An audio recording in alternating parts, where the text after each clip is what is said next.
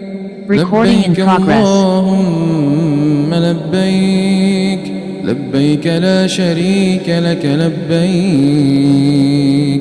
إن الحمد والنعمة لك والملك لا شريك لك لبيك اللهم لبيك لبيك لا شريك لك لبيك إن الحمد والنعمة لك والملك لا شريك لك لبيك اللهم لبيك لبيك لا شريك لك لبيك إن الحمد والنعمة لك والملك لا شريك لك لبيك اللهم لبيك لبيك لا شريك لك لبيك إن الحمد والنعمة لك والملك لا شريك لك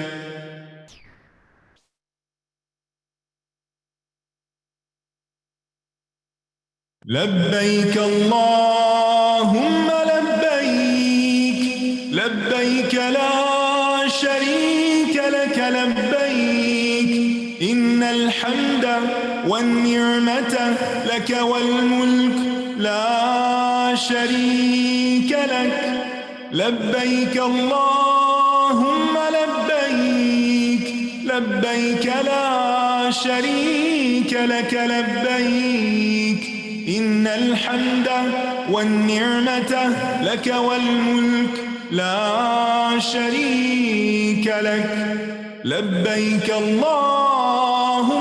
لبيك اللهم لبيك لبيك لا شريك لك لبيك إن الحمد والنعمة لك والملك لا شريك لك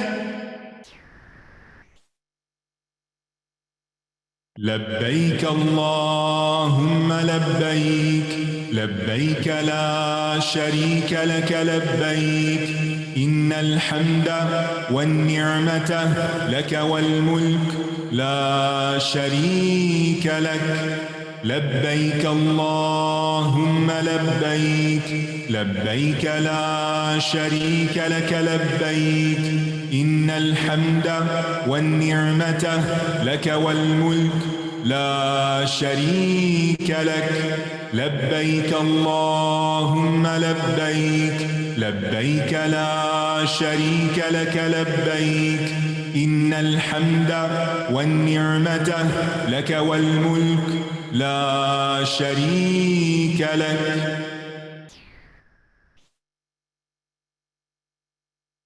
لبيك اللهم لبيك لبيك لا شريك لك لبيك إن الحمد والنعمة لك والملك لا شريك لك لبيك اللهم لبيك لبيك لا شريك لك لبيك إن الحمد والنعمة لك والملك لا شريك لك لبيك اللهم لبيك لبيك لا شريك لك لبيك إن الحمد والنعمة لك والملك لا شريك لك لبيك اللهم لبيك لبيك لا شريك لك لبيك إن الحمد والنعمة لك والملك لا شريك لك لبيك اللهم لبيك لبيك لا شريك لك لبيك إن الحمد والنعمة لك والملك لا شريك لك لبيك اللهم لبيك لبيك لا شريك لك لبيك إن الحمد والنعمة لك والملك لا شريك لك لبيك اللهم لبيك لبيك لا شريك لك لبيك إن الحمد والنعمة لك والملك لا شريك لك لبيك اللهم لبيك لبيك لا شريك لك لبيك إن الحمد والنعمة لك والملك. الله أكبر الله أكبر الله أكبر لا إله إلا الله الله أكبر الله أكبر ولله الحمد الله أكبر الله أكبر الله أكبر لا إله إلا الله الله أكبر الله أكبر ولله الحمد. السلام علیکم ورحمۃ اللہ وبرکاتہ. نحمده ونصلي على رسوله الكريم اما بعد فاعوذ باللہ من الشیطان الرجیم بسم اللہ الرحمن الرحیم رب اشرح لي صدری ويسر لي امری واحلل عقدۃ من لسانی یفقہوا قولی. آج ہم انشاءاللہ حج پروگرام کے سلسلے میں صفا مروہ کی سعی اور حج کا طریقہ پڑھیں گے. صفا مروہ کے بارے میں اللہ سبحانہ وتعالیٰ کا ارشاد ہے سورۃ البقرہ میں، إن الصفا والمروة من شعائر الله فمن حج البيت أو اعتمر فلا جناح عليه أن يطوف بهما ومن تطوع خيرا إن الله شاكر عليم. بے شک صفا اور مروہ اللہ کی نشانیوں میں سے ہیں، تو جو کوئی اس گھر کا حج کرے یا عمرہ کرے تو اس پر کوئی گناہ نہیں کہ دونوں کا خوب طواف کرے، اور جو کوئی خوشی سے کوئی نیکی کرے تو بے شک اللہ قدردان ہے، سب کچھ جاننے والا ہے. صفا اور مروہ مکہ میں دو پہاڑیاں ہیں. صفا جبل ابو قبیس کا حصہ ہے، یعنی ایک بڑا پہاڑ ہے ابو قبیس، اس کا ایک حصہ ہے. تو جبل ابی قبیس کے اطراف کا علاقہ جو ہے وہ صفا کہلاتا ہے، اور مروہ بھی ایک بڑے پہاڑ کا حصہ ہے جسے جبل قعی قعان کہا جاتا ہے، قاف عین یا قاف عین الف قعی قعان. تو یہ دونوں پہاڑ جبل ابی قبیس اور جبل قعی قعان دونوں مکہ کے پہاڑ ہیں. آپ کو یاد ہوگا کہ جب اہل مکہ نے نبی صلی اللہ علیہ وسلم سے ان کی نبوت کی نشانی طلب کی تو آپ صلی اللہ علیہ وسلم نے اللہ تعالیٰ سے دعا کی، تو آپ کے لیے آپ کی انگلی کے اشارے سے چاند دو ٹکڑے ہو گیا، اور جبل ابی قبیس ان دو ٹکڑوں کے درمیان تھا، یعنی چاند کا ایک ٹکڑا اس کے دائیں جانب اور ایک ٹکڑا بائیں جانب ہو گیا. تو یہاں پر یہ بتایا جا رہا ہے کہ صفا و مروہ جو ہیں یہ اللہ تعالیٰ کے شعائر میں سے ہیں، یعنی ظاہر آنے والی علامات ہیں، عبادت کی مقامات ہیں، اللہ کے دین اور اس کی شریعت کا حصہ ہیں. یعنی صفا مروہ جو ہیں یہ ویسے تو پہاڑیاں ہیں، لیکن ان کے درمیان جو سعی کی جاتی ہے وہ ایک عبادت ہے. یعنی پہاڑ اٹ سیلف شاعر نہیں ہے، پہاڑ تو علامات ہیں، ان کے درمیان جو عبادت ہے سعی کرنا وہ شاعر ہے.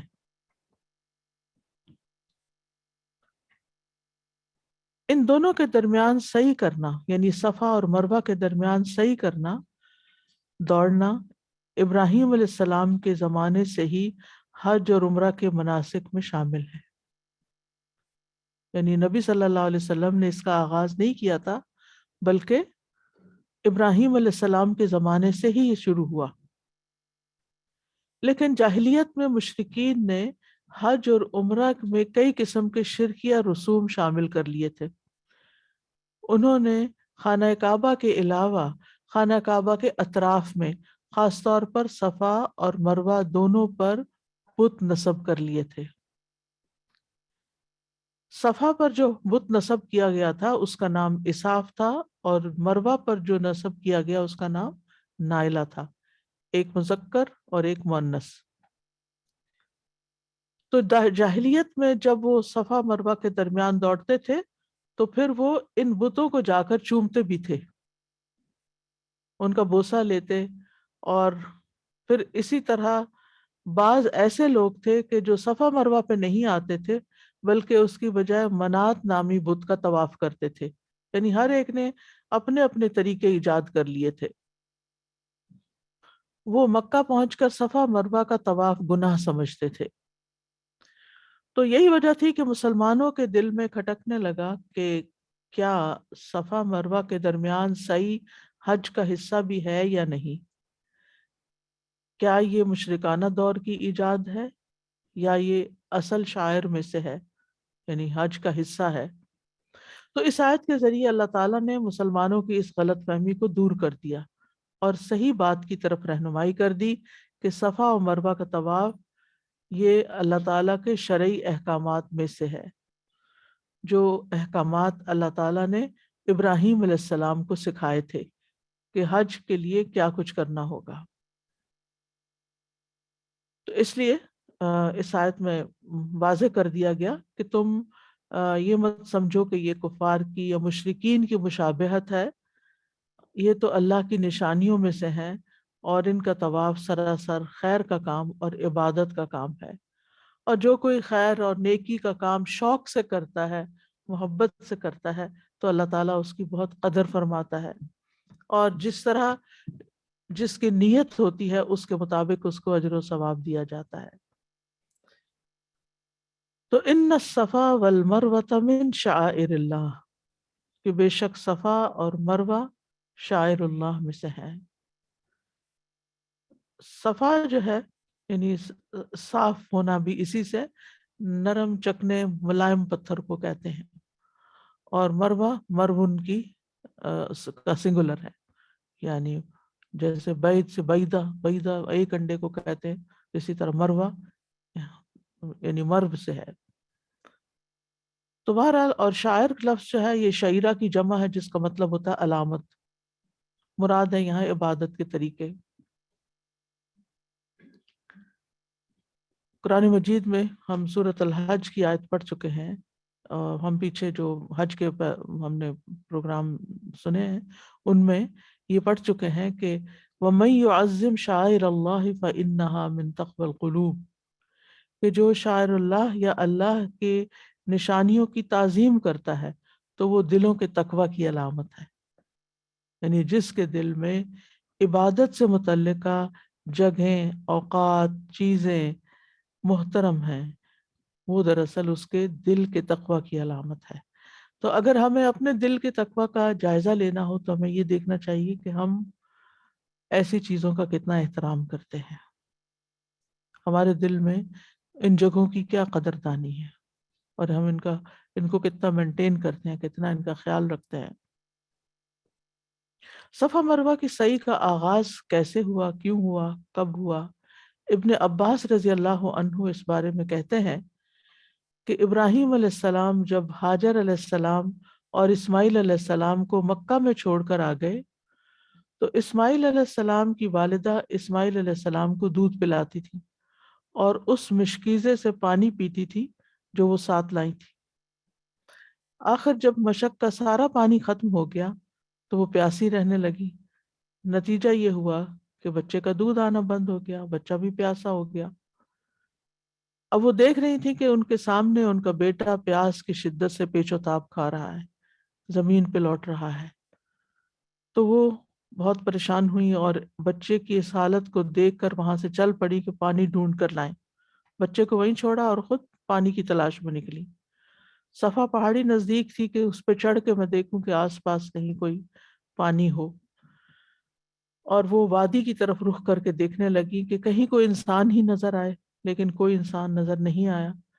تو وہ صفا سے نیچے اتر گئی۔ جب وادی میں پہنچی، وادی سے مراد دو پہاڑوں کے درمیان کی جگہ، تو دو صفا اور مروہ کے بیچ کا علاقہ وادی کہلاتا ہے۔ تو وہ وادی میں پہنچی تو اپنا دامن اٹھا لیا اور دوڑنا شروع کر دیا، تاکہ کپڑا اس لیے اٹھا کے کہیں الجھ کے گر نہ پڑے، اور کسی پریشان حال انسان کی طرح دوڑنے لگی، اور دوڑتے دوڑتے وہ مروہ پہاڑی کی طرف نکل آئی اور اس پر چڑھ کر آس پاس دیکھنے لگی کہ کہیں کوئی انسان نظر آئے۔ اس طرح انہوں نے 7 چکر لگائے، صفا سے مروہ، مروہ سے صفا، صفا سے مروہ، مروہ سے صفا، اور اس طرح 7 چکر پورے کیے۔ ابن عباس کہتے ہیں کہ نبی صلی اللہ علیہ وسلم نے فرمایا، اسی لیے لوگ صفا مروہ کے درمیان سعی کرتے ہیں، یعنی یہ حضرت حاجرہ کی سنت کو تازہ کرتے ہیں۔ اور کہتے ہیں کہ 7ویں مرتبہ جب وہ مروہ پہ چڑھی تو انہیں ایک آواز سنائی دی، تو انہوں نے کہا خاموش۔ یہ خود اپنے ہی سے وہ کہہ رہی تھی، اور پھر آواز کی طرف انہوں نے کان لگا دیے۔ آواز اب بھی سنائی دے رہی تھی۔ پھر انہوں نے کہا کہ تمہاری آواز میں نے سنی ہے، اگر تم میری کوئی مدد کر سکتے ہو تو کرو۔ اب وہ کیا دیکھتی ہیں کہ جہاں اب زمزم کا کنواں ہے وہاں ایک فرشتہ موجود ہے، اور فرشتے نے اپنی ایڑی یا پر سے زمین میں گڑھا کر دیا، جس سے وہاں سے پانی نکل آیا، اور وہ کافی گہرا تھا۔ اس وقت بھی آپ دیکھیں کہ وہ سطح زمین سے کافی نیچے ہے۔ تو بہرحال اللہ سبحانہ تعالیٰ نے ایک عورت کی قربانی قبول کی۔ میں کبھی حضرت حاجرہ کے حالات پہ غور کرتی ہوں تو سوچتی ہوں کہ وہ کہاں کی رہنے والی تھی۔ جیسا کہ آپ جانتے ہیں کہ ابراہیم علیہ السلام جب ہجرت کرنے کے بعد مصر کے پاس سے گزرے تو حضرت سارہ بھی ان کے ساتھ تھی، اور مصر کا بادشاہ جو تھا جب کسی خوبصورت عورت کے بارے میں وہ جانتا تو وہ اس کو کڈنیپ کروا کے یا پکڑوا کے اپنے محل میں داخل کر لیتا تھا۔ تو حضرت سارہ کے ساتھ بھی اس نے یہی کیا، لیکن پھر اللہ سبحانہ تعالیٰ کی مدد آئی، اور حضرت سارہ جو تھی ان کے ہاتھوں اللہ نے کرامت ظاہر کی کہ بادشاہ ان پہ قابو نہ پا سکا۔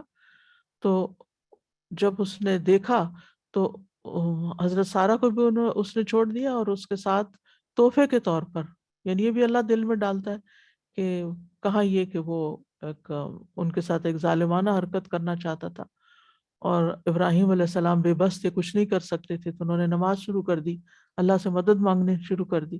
اسی طرح حضرت حاجرہ نے بھی اللہ تعالیٰ کو پکارا کہ کوئی تیسرا نہیں تھا جو ان کی وہاں مدد کرتا، اور اللہ کی مدد آئی۔ اور کیسی مدد آئی کہ پھر اس کے بعد جو حضرت حاجر تھی جو بادشاہ کے محل میں رہا کرتی تھی، وہ انہوں نے حضرت سارہ کو بطور تحفہ دے دی ساتھ۔ تو حضرت سارہ نے وہ اپنے شوہر کو ہبہ کر دی، کیونکہ حضرت سارہ کی اپنی اولاد نہیں تھی تو وہ چاہتی تھی کہ اولاد ہو جائے۔ جب ان کا بیٹا پیدا ہو گیا تو اس پر حضرت سارہ جو تھی یعنی حضرت اسماعیل پیدا ہو گئے، تو حضرت سارہ کے اندر ایک جو فطری ایک غیرت ہوتی ہے وہ سامنے آ گئی، اور حضرت ابراہیم علیہ السلام نے مناسب یہی سمجھا کہ وہ حضرت حاجر کو کہیں اور چھوڑ کر آ جائیں، تو اللہ کے حکم سے پھر وہ مکہ کی طرف ان کو لے آئے۔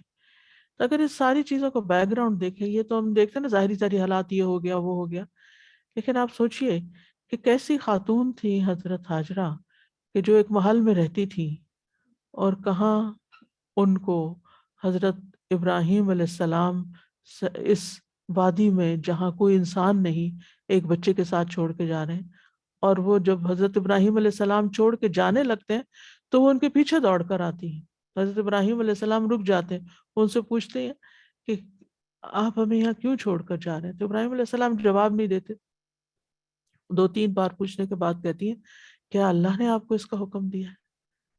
تو وہ سر ہلا دیتے ہیں اور ان کو اللہ کے حوالے کرتے ہیں، اور پھر حضرت حاجر کہتی ہیں کہ اگر ایسا ہی ہے تو پھر اللہ تعالیٰ ہمیں بے سہارا نہیں چھوڑے گا، اور وہ اس کو ایکسیپٹ کر لیتی ہے۔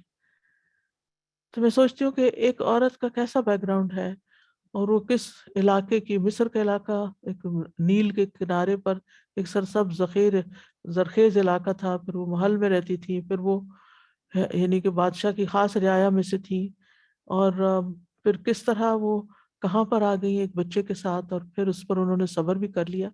ایسی جگہ رہنا جہاں بڑے بڑے مرد بھی اکیلے نہیں رہ سکتے، کیونکہ وہاں صرف دن نہیں رات بھی ہونی تھی، اور رات کے اندھیرا آپ سوچیں، اور پھر مکہ کا علاقہ تو سارا سال ہی گرم رہتا ہے ایک طرح سے، تو اور پھر اس میں نہ کھانے کا انتظام، نہ پینے کا انتظام کسی قسم کا، نہ کسی قسم کی کوئی کمیونیکیشن، نہ ہی کسی کا کوئی کانٹیکٹ نمبر اور کوئی رابطہ اور کوئی مددگار کوئی بھی نہیں۔ تو آپ دیکھیے کہ جب ایک انسان اللہ کے حکم پر، اور وہ حکم جس کی لاجک سمجھ نہ آ رہی ہو، اس کے حکم پر انسان لبیک کہتا جاتا ہے، ان حالات کو ایکسیپٹ کر لیتا ہے اسے تقدیر کا حصہ سمجھ کر، تو اللہ سبحانہ تعالیٰ ایسے بندے کو تنہا نہیں چھوڑتا، اس کا بہترین اجر اس کو دیتا ہے۔ اور کس طرح پھر ان کا یہ دوڑنا، اور اس بچے کا یہ تڑپنا، اور اس زمزم کا نکلنا، اور پھر اب ہم سب وہاں پر جانے کو اپنے لیے فخر کی بات سمجھتے ہیں، اور صرف عورتیں نہیں بلکہ مرد بھی صفا اور مروہ کے درمیان چکر لگا رہے ہوتے ہیں، دوڑ رہے ہوتے ہیں، اور یہ حج کا رکن ہے، اس کے بغیر حج ہی مکمل نہیں ہوتا۔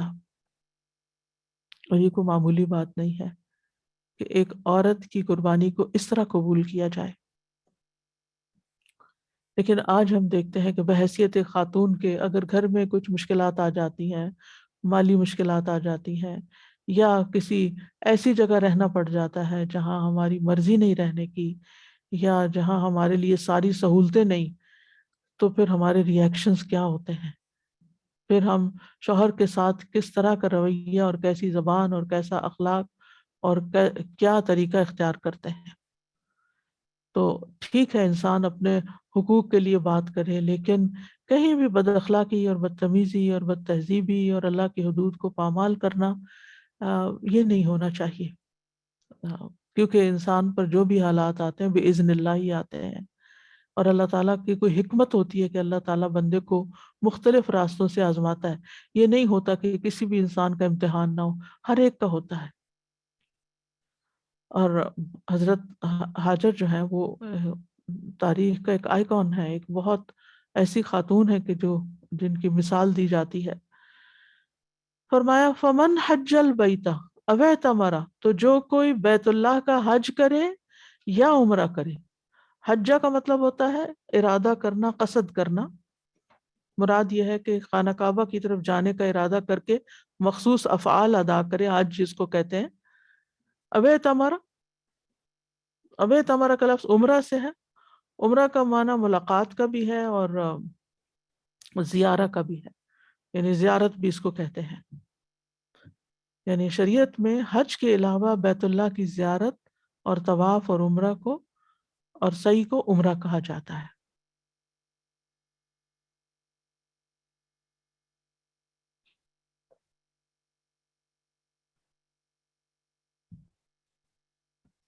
اور بیت اللہ کا قصد حج کیوں کہلایا؟ کیونکہ انسان جب جاتا ہے تو پہلا کام عمرے میں کیا کرتا ہے؟ طواف۔ حج کے مناسک ادا کرنے کے بعد پھر واپس طواف، اور آخری کام نکلنے سے پہلے پھر طواف۔ تو سب سے زیادہ جو عبادت حج اور عمرے میں کی جاتی ہے وہ بیت اللہ کا طواف ہی، اور ویسے بھی عام دنوں میں بھی باقی کوئی صفا مروہ کی صحیح نہیں کی جاتی یا مناسک ادا نہیں کیے جاتے، لیکن حج کے اور عمرے کے علاوہ بھی طواف سب سے زیادہ کیا جاتا ہے۔ تو حاجی کو بھی حاجی اس لیے کہتے ہیں کہ وہ بار بار تکرار کے ساتھ ارادہ کرتا ہے بیت اللہ کی طرف آنے کا۔ فلا جناح علیہ ان یطوف بہما، تو اس پر کوئی گناہ نہیں، کوئی حرج کی بات نہیں کہ وہ ان دونوں یعنی صفا مروہ کا طواف کرے۔ گناہ کی نفی کیوں کی گئی کہ گناہ نہیں؟ کیونکہ مشرکین صفا مروہ کو کی سعی کو گناہ سمجھتے تھے، اور اس کے علاوہ انصار میں سے بھی کچھ لوگ جب حج کے لیے آئے تو وہ ان کو یہ پریشانی ہوئی کہ یہاں بت رکھے ہوئے تھے، تو اور یہ مشرکین کا طریقہ تھا صحیح کرنا، تو کہیں ایسا تو نہیں کہ ہم کوئی گناہ کا کام کریں، تو اس کی نفی کر دی گئی. یہ تو ابراہیم علیہ السلام کی سنت ہے، حضرت ہاجرہ کی سنت ہے، اس لیے اس میں کوئی گناہ کی بات نہیں. اور یطوف بہما، یطوف اصل میں تھا یتطوف، کہ ان دونوں کا خوب طواف کرے. بہما مراد ہے ان دونوں کے درمیان صحیح کرنا. طواف کا یہ مطلب نہیں کہ آپ صفا پہاڑی کے باہر سے گھوم کے اور پھر مروہ کے باہر سے گھوم کر آئیں، نہیں، ان دونوں کے درمیان. بیت اللہ میں کیا ہوتا ہے کہ بیت اللہ شریف بیچ میں ہوتا ہے اور آپ 7 چکر لگاتے ہیں، اور جہاں سے چکر شروع کرتے ہیں حجر اسود سے وہاں تک پہنچ کے ایک چکر مکمل ہوتا ہے. جبکہ صفا مروہ میں آپ صفا سے شروع کر کے مروہ تک ایک چکر پورا کر لیتے ہیں. یہ چکر سے ہمارا گول دائرہ نہیں ہے، بلکہ ایک مقام سے دوسرے تک، پھر مروہ سے صفا تک ایک چکر ہو جاتا ہے، اور اس طرح 7واں چکر مروہ پہ پورا ہو جاتا ہے. تو اب تو یہ ہے کہ پہاڑیوں کے بہت چھوٹے چھوٹے حصے رہ گئے ہیں، واقعی سا تعمیر میں بھی آ گیا، تو وہاں تک پہنچا جاتا ہے. اس پہ چڑھنا یا اس کو چھونا اس کی ضرورت نہیں. جیسے بیت اللہ کے طواف میں ہم دیکھتے ہیں کہ آپ حجر اسود کو چھوتے ہیں یا اس کو بوسہ دیتے ہیں، یا پھر جو رکن یمانی ہے اس کو آپ ہاتھ لگاتے ہیں. تو یہاں کسی چیز کو ہاتھ نہیں لگانا ہوتا، یہاں پر بس ان دو کے درمیان میں گھومنا اور کچھ اذکار کرنے ہوتے، دعائیں پڑھنی ہوتی جن کا آگے میں ذکر کروں گی. ایک اور اہم بات یہ یاد رکھنی چاہیے کہ حج اور عمرہ کرنے والے کے لیے صفا و مروہ کی سعی کرنا فرض ہے، یعنی اس کے ارکان میں سے ہے. عروہ بن زبیر سے روایت ہے، وہ کہتے ہیں کہ میں نے عائشہ رضی اللہ تعالی عنہا سے سوال کیا کہ آپ اللہ تعالیٰ کے اس فرمان کے بارے میں کیا کہتی ہیں، ان الصفا والمروۃ من شعائر اللہ، آخر تک. بس اللہ کی قسم اگر وہ صفا و مروہ کی سعی نہ کریں تو کسی پر کچھ گناہ بھی نہیں، یعنی اگر کوئی نہ کرے تو ٹھیک ہے، نہیں کر لے تو بھی ٹھیک ہے، نہ کرے تو بھی ٹھیک ہے. حضرت عائشہ نے کہا اے میرے بھانجے تو نے غلط بات کہی، اگر اس کا یہ مطلب ہوتا جس طرح تم نے تفسیر کی تو آیت یوں ہوتی ان کے طواف نہ کرنے میں کوئی حرج نہیں.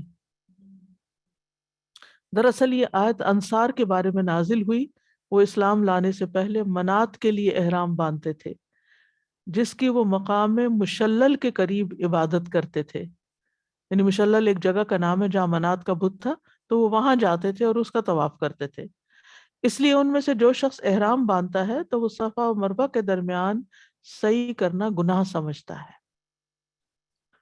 جب یہ لوگ مسلمان ہوئے تو انہوں نے رسول اللہ صلی اللہ علیہ وسلم سے اس کے بارے میں دریافت کیا اور کہا کہ اے اللہ کے رسول، بے شک ہم لوگ تو صفا و مروہ کے درمیان سعی کو گناہ سمجھتے تھے. اس پر اللہ تعالیٰ نے یہ آیت نازل کی کہ یہ گناہ کی بات نہیں ہے، یعنی یہ طواف کرنا چاہیے.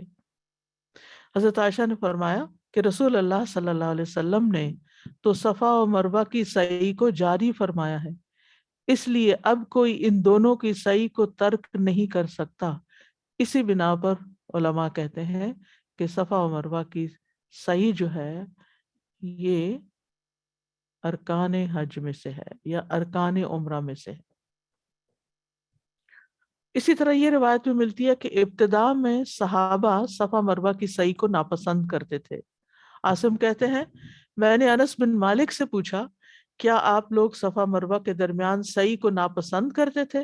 انہوں نے فرمایا ہاں، کیونکہ یہ دور جاہلیت کا شعار تھا، یہاں تک کہ اللہ نے یہ آیت نازل فرما دی ان الصفا والمروۃ من شعائر اللہ فمن حج البیت او اعتمر فلا جناح علیہ ان یطوف بہما.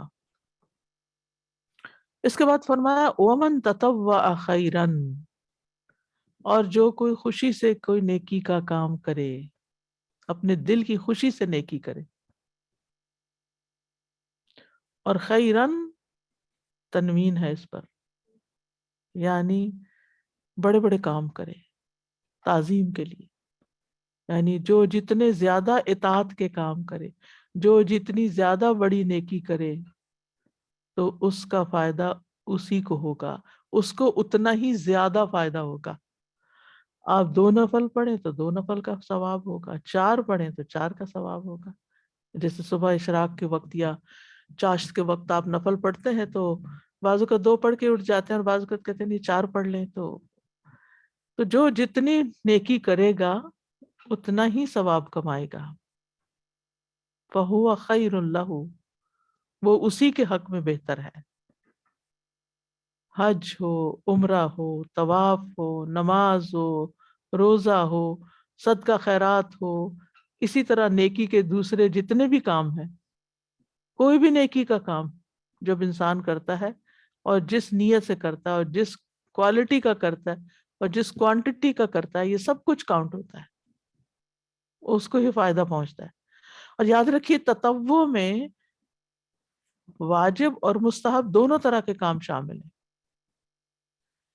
یعنی جو چیزیں ہم پر واجب ہیں، لازم ہیں یا فرض کہہ لیں، ان کو بھی خوشی سے کرنا چاہیے اور صرف اس کو کر کے کافی نہیں سمجھنا چاہیے. جیسے بعض لوگ فرض نماز پڑھتے اٹھ کے مصلی چھوڑ دیتے ہیں، باقی نہیں کچھ ادا پڑھتے، نہ سنت نہ نفل. تو جو چیزیں سنت ہیں یا مستحب ہیں، آپ کے اوپر فرض نہیں ہے، تو ان کو بھی اگر آپ خوشی سے کرتے ہیں تو آپ ہی کے حق میں بہتر ہے. تو واجب اور مستحب دونوں شامل ہیں. یعنی تطوع کو صرف نفل عبادات کے ساتھ مخصوص کرنا یہ فقہی اصطلاح ہے، لیکن قرآن میں یہاں تطوع کا لفظ صرف نفلی عبادت کے لیے نہیں آیا بلکہ ہر طرح کی عبادت کے لیے آیا، عام ہے یہ. کیونکہ فرائض اور نوافل کی ادائیگی اللہ کا قرب اور اس کی محبت پانے کا ذریعہ ہے. صحیح بخاری کی ایک حدیث ہے، ابو ہریرہ روایت کرتے ہیں رسول اللہ صلی اللہ علیہ وسلم نے فرمایا، یقیناً اللہ تعالیٰ فرماتا ہے فرائض کی ادائیگی سے زیادہ بندہ کسی چیز سے میرا قرب حاصل نہیں کرتا. یعنی سب سے زیادہ بندہ جو اللہ کے قریب ہوتا ہے وہ اپنا فرض پورا کر کے، اور بندہ مسلسل نوافل کے ذریعے میرا قرب حاصل کرتا رہتا ہے، یعنی مزید قرب چاہتا ہے، یہاں تک کہ میں اس سے محبت کرنے لگ جاتا ہوں. تو نوافل اللہ کی محبت حاصل کرنے کا ذریعہ ہے. اگر ہم چاہتے ہیں کہ اللہ ہم سے محبت کرے تو پھر نوافل کی طرف توجہ کرنی چاہیے. پھر جب میں اس سے محبت کرنے لگتا ہوں تو اس کا کان بن جاتا ہوں جس سے وہ سنتا ہے، یعنی سن کر وہ فلٹر کر سکتا ہے، سن کر وہ عمل کی قوت اپنے اندر پاتا ہے. اس کی آنکھ بن جاتا ہوں جس سے وہ دیکھتا ہے، یعنی اس کو خیر کے کام نظر آنے لگتے ہیں، یعنی اللہ کی خاص تائید حاصل ہو جاتی ہے. اس کا ہاتھ بن جاتا ہوں جس سے وہ پکڑتی ہے، فزیکل سینس میں نہیں، مراد تائید ہے. اس کا پاؤں بن جاتا ہوں جس سے وہ چلتا ہے، یعنی پھر وہ خیر کے کاموں کی طرف نکل پڑتا ہے. اور اگر وہ مجھ سے کچھ مانگتا ہے تو میں اسے ضرور دیتا ہوں، اور اگر وہ مجھ سے پناہ مانگتا ہے تو میں اسے پناہ دے دیتا ہوں. تو یہ پھر انسان فرائض کے علاوہ جب نوافل ادا کرتا ہے تو اللہ تعالیٰ کا قرب پاتا ہے، اللہ کی محبت پاتا ہے. تو اس لیے وَمَن تَطَوَّعَ خَيْرًا فَهُوَ خَيْرٌ لَهُ. تو یاد رکھیے جن چیزوں سے اللہ کا قرب حاصل ہوتا ہے، اگر انہی کاموں کو انسان چھوڑ دیتا ہے تو اتنی ہی زیادہ اللہ کی ناراضگی بھی حاصل ہوتی ہے. ٹھیک ہے نا؟ مثلاً طواف کرنا بہت اجر و ثواب کا کام ہے، حج کرنا، عمرہ کرنا، یہ سب، اور شاعر اللہ کی تعظیم انسان کے حق میں بہتر. لیکن اسی کے برعکس وَمَن يُرِدْ بِإِلْحَادٍ بِظُلْمٍ، جو وہاں جا کے یعنی کہ الحاد کا ارادہ کرتا، ظلم کا ارادہ کرتا ہے، نُذِقْهُ مِنْ عَذَابٍ أَلِيمٍ، تو اتنا ہی دردناک عذاب بھی ملتا ہے انسان کو. یعنی جو چیز آپ کو اللہ کے قریب کرتی ہے اگر آپ اس کو چھوڑ دیتے ہیں تو وہ آپ کو اللہ سبحانہ وتعالیٰ کی ناراضگی کی طرف لے جاتی ہے. اس لیے اس کا بھی ضرور خیال رکھنا چاہیے. تو فمن تطوع خیرا فهو خیر اللہ فهو خیر اللہ جو ہے یہ سورۃ البقرہ کی آیت نمبر 184 میں آتا ہے۔ تو یہاں فرمایا فَإِنَّ اللَّهَ شَاكِرٌ عَلِيمٌ، اللہ یقینی طور پر بڑا ہی قدردان، خوب علم رکھنے والا ہے۔ یعنی اللہ سبحانہ و تعالیٰ انسان کے عمل کی قدر بھی کرتا ہے اور انسان کے ارادے اور کام کی کوالٹی کو بھی جانتا ہے، علیم۔ وہ تھوڑے عمل کی بھی زیادہ قدردانی کرتا ہے اور تھوڑے عمل پر زیادہ ثواب دیتا ہے۔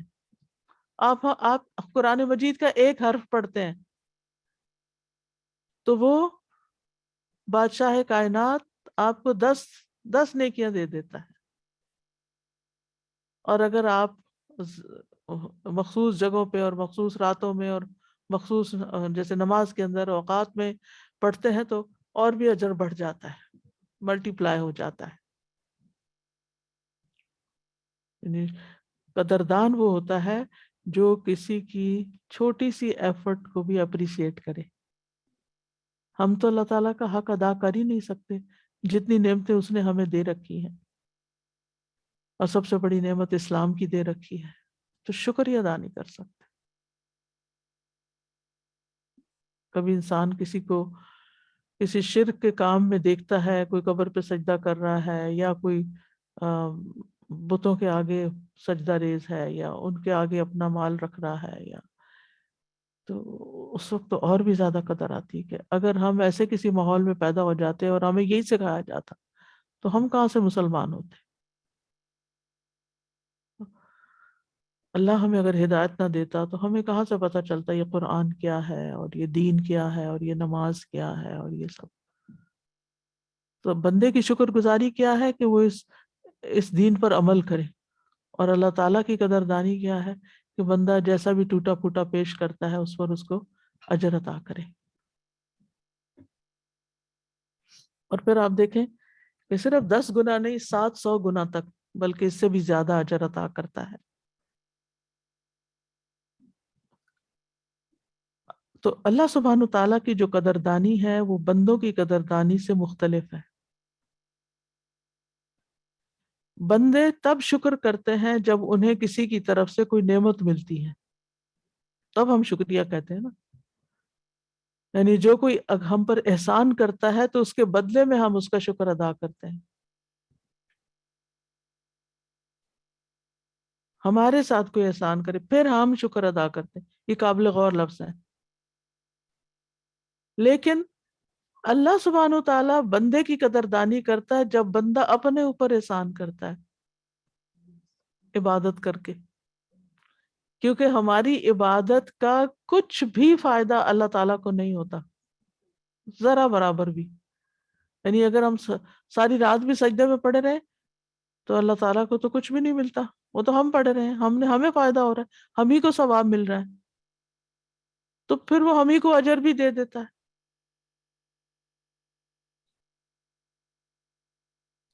اللہ تعالیٰ کو ہماری کوئی ضرورت نہیں ہے۔ تو یہ ہے اصل شاکر، کہ نیکی کا اجر کئی گنا بڑھا دیا جاتا ہے، گناہوں کو معاف کر دیا جاتا ہے، ان الحسنات یذہبن السیئات۔ یا پھر یہ کہ اللہ سبحانہ تعالیٰ لوگوں کے دلوں میں آپ کی محبت پیدا کر دیتا ہے، ان الذین آمنوا وعملوا الصالحات سیجعل لهم الرحمن ودا۔ پھر اسی طرح آپ کا ذکر خیر ہونے لگتا ہے، جیسے نبی صلی اللہ علیہ وسلم کی قدردانی اللہ تعالیٰ نے کیسے فرمائی، ان اللہ وملائکتہ یصلون علی النبی۔ یا پھر یہ کہ اللہ سبحانہ تعالیٰ انسان کو پہلے سے زیادہ بہتر نعمت عطا کر دیتا ہے، نیکیوں کی مزید توفیق دیتا ہے، ہر نیکی اگلی نیکی کو جنم دے دیتی ہے۔ ایک نیکی کرنے کے بعد انسان کے اندر حوصلہ پیدا ہو جاتا ہے کہ وہ اور بھی نیکی کر لے، اس سے پہلے اس کو مشکل لگ رہی ہوتی، لیکن جب کر لیتا ہے تو پھر کہتے ہیں یہ تو کوئی مشکل نہیں، پھر اور کر لیتا ہے۔ اور جو اللہ کی خاطر کسی چیز کو چھوڑ دیتا ہے تو اللہ سبحانہ تعالیٰ اس سے بہتر عوض اس کو عطا کرتا ہے، اس سے بھی بہتر چیز اس کو دیتا ہے۔ تو اللہ تعالیٰ بہت قدردان ہے۔ رسول اللہ صلی اللہ علیہ وسلم نے فرمایا جو مسلمان بھی پاک کمائی سے کوئی بھی چیز صدقہ کرتا ہے اور آسمان کی طرف پاک ہی چڑھتا ہے، وہ صدقہ گویا کہ رحمان عز و جل کی ہتھیلی پر رکھا جاتا ہے. یعنی آپ دے کسی کو رہتے ہیں لیکن وہ اللہ کے ہاتھ میں جا رہا ہوتا ہے، پھر وہ اس کو بڑھاتا اور پھیلاتا ہے. جس طرح تم میں سے کوئی شخص اپنے گھوڑے یا بچڑے کے بچے کی پرورش اور نشو نما کرتا ہے، اسی طرح اللہ اس صدقے کی نشو نما کرتا ہے، یہاں تک کہ ایک کھجور بھی ایک بڑے پہاڑ کی طرح ہو جاتی ہے، اتنا بڑا کر دیتا ہے اس کو. پہاڑ کی یہاں بیٹھے ہوئے شاید سمجھ نہ آئے کیونکہ آپ کے آس پاس کوئی خاص بڑا پہاڑ نہیں ہے، لیکن اگر آپ کسی پہاڑ کے پاس جائیں تو آپ نے دیکھا ہوگا کہ جو لوگ پہاڑ کی ٹاپ پر اگر ڈرائیو کر رہے ہوتے ہیں تو جو پہاڑ کے نیچے کھڑے ہوئے لوگ ان کو نیچے کی گاڑی ان کو بھی ڈنکیز نظر آ رہی ہوتی ہیں. یہ تناسب ہوتا ہے. تو ایک کھجور اور ایک پہاڑ میں انبلیویبل یعنی اس کی بڑھوتری ہے. دنیا میں کوئی چیز اس طرح نہیں بڑھتی. اسی طرح اگر کوئی شخص چھوٹی چھوٹی نیکی کرتا ہے، مثلا راستے سے کوئی تکلیف دہ چیز ہٹا دی، رسول اللہ صلی اللہ علیہ وسلم نے فرمایا جس نے مسلمانوں کے راستے سے تکلیف دہ چیز ہٹا دی اللہ اس کے لیے ایک نیکی لکھے گا، اور جس کے لیے اللہ نیکی لکھ دیتا ہے اس کی وجہ سے اسے جنت میں داخل کر دیتا ہے. یعنی چھوٹی نیکیوں کا بھی اجر و ثواب ہے. اگر ہم یہ یاد رکھیں نا، ہمیں بھول جاتا ہے اصل میں. یاد اگر رکھیں نا تو ہمیں کوئی نیکی کا کام مشکل ہی نہ لگے، اور نیکی کا کام کرتے ہوئے ہم تھکے ہی نہ. ہم خوشی سے نیکی کریں. ہم خوشی سے کیوں نہیں کرتے؟ یعنی اگر کسی کا کوئی کام کر رہے ہیں یا کسی کے کام آ رہے ہیں یا کسی نے کوئی چھوٹا سا کام کہہ دیا تو بعض کا تمہارا ریاکشن کیا ہوتا ہے؟ اگر ہم کسی کو کہہ دیتے ہیں نا وہ ذرا وہ فلاں چیز پکڑاؤ، بچوں کو کہہ دیتے ہیں، گھر میں کسی کو ہسبینڈ وائف ہی ایک دوسرے کو کہہ دیتے ہیں تو کیسی تب چڑھ جاتی دوسرے کو تو مجھے کوئی کام کہہ دیا، میرے اپنے کام تھوڑی. کیونکہ اس وقت ہمیں بھول جاتا ہے کہ اس کا اجر جنت بھی ہو سکتی ہے. فوری نہیں ملتا تو کوئی تھینک یو نہیں کہتا، یا ریوارڈ تو چھوڑے، ہم یعنی کہ ہر وقت الجھے ہی رہتے ہیں، تنگ ہی ہوتے ہیں. کوئی چھوٹا سا بھی کام کرنا پڑ جائے تو ہم خوشی سے نہیں کرتے. مشکل یہاں یہ ہے کہ ہم نیکی خوشی سے نہیں کرتے. تو یہاں پر کیا کہا کہ وَمَن تَطَوَّعَ خَيْرًا، جو کوئی خوشی سے نیکی کرے، یعنی اس میں نیت اور ارادہ بھی اور خوشی بھی. بعض اوقات نیکی کے مواقع مل رہے ہوتے ہیں لیکن ہمارا دل ہی نہیں ہوتا اس میں. یوں لگتا ہے جیسے کہ ہمیں کوئی ڈریگ کر رہا ہے، ہمیں کوئی کھینچ رہا ہے کہ بس تم کسی طرح کر لو، کسی طرح ہمارے پہ ہی احسان کر دو. شاید جیسے عام طور پہ بچے ریئیکٹ کرتے ہیں، کئی بڑے بھی ہو کے بچے بنے ہوتے ہیں تو ان کو نماز کے لیے کہے تو وہ سمجھتے ہیں شاید وہ ہم پہ احسان کر رہے ہیں. ورک پلیس میں بھی یہ کرتے ہیں کہ یہ کو ہمارا کام ہے، یہ تو آپ کا کام ہے، یہ میری ڈیوٹی نہیں، آپ کی ڈیوٹی ہے، یہ آپ کو کرنا چاہیے، وہ آپ کو کرنا. آپ شکر نہیں کرتے کہ اللہ نے آپ کو صحت، ہمت، طاقت دی ہے، ہاتھ پاؤں ہلانے کی قوت دی ہے. کتنے لوگ ہیں جو اس سے محروم ہو چکے ہیں. تو اگر آپ کو موقع مل رہا ہے آپ کر لیں تو اجر آپ کے حصے میں آ جائے گا، لیکن ہم بھولے ہوئے ہوتے ہیں.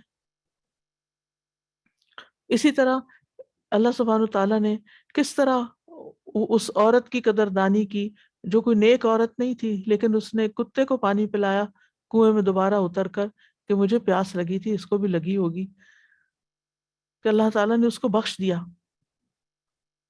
اس کا کام قبول کر لیا. ہمیں نہیں پتا ہوتا کہ ہم کسی کی چھوٹی سی مدد بھی کر رہے ہیں، چھوٹا سا بھی کام کر رہے ہیں تو اس پر ہماری بخشش بھی ہو سکتی، اس کے بدلے ہمیں جنت بھی مل سکتی. کیونکہ فَإِنَّ اللَّهَ شَاكِرٌ عَلِيمٌ، اللہ تو قدردان ہے. اب یہ ساری حدیثیں مجھے یہاں حج کے پروگرام میں کیوں سنانی پڑ رہی ہیں؟ کیونکہ حج کے موقع پر ایسے بہت سی چیزیں سامنے آتی ہیں کہ جس میں چونکہ حج کا سفر ایک تھکاوٹ کا سفر ہوتا ہے تو ہم بعض اوقات خود غرض ہو جاتے ہیں کہ یہ اپنا کام خود کریں، یہ اپنی چیز خود کر لیں، یعنی دوسرے کے لیے ہیلپ فل نہیں ہوتے، آگے نہیں بڑھتے. کہیں مدد کرنی ہی پڑ جائے کسی کی تو مارے بندے ہی کرتے. تو ماما یہ یاد رکھیے، یعنی حج کا شعار بنا کے جائیے ومن تطوع خیرن، خوشی سے نیکی کرنی، فإن اللہ شاکر علیم، کوئی دیکھ رہا ہے یا نہیں دیکھ رہا، شاکر علیم، وہ علیم ہے، وہ اس کو سارا پتہ ہے ہم کیا کر رہے ہیں۔ رسول اللہ صلی اللہ علیہ وسلم نے فرمایا ابن آدم کے ہر عمل میں سے نیک عمل کو 10 گنا سے 700 گنا تک بڑھا دیا جاتا ہے، یعنی اگر آپ نے زیادہ اچھی نیت سے زیادہ خوشی سے کام کیا ہے تو زیادہ بڑا اجر ہوگا۔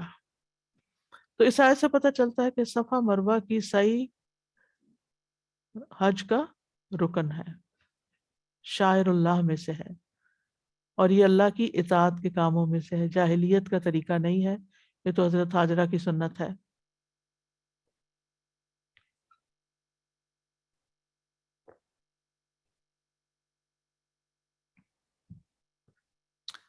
حبیبہ بنت ابی تجرات کہتی ہیں ہم لوگ قریش کی کچھ خواتین کے ساتھ دار ابو حسین میں داخل ہوئے، اس وقت نبی صلی اللہ علیہ وسلم صفا اور مروہ کی صحیح فرما رہے تھے، اور دوڑنے کی وجہ سے آپ کا ازار گھوم گھوم جا رہا تھا، اور آپ اپنے صحابہ سے فرما رہے تھے صحیح کرو کیونکہ اللہ نے تم پر صحیح کو واجب قرار دیا ہے۔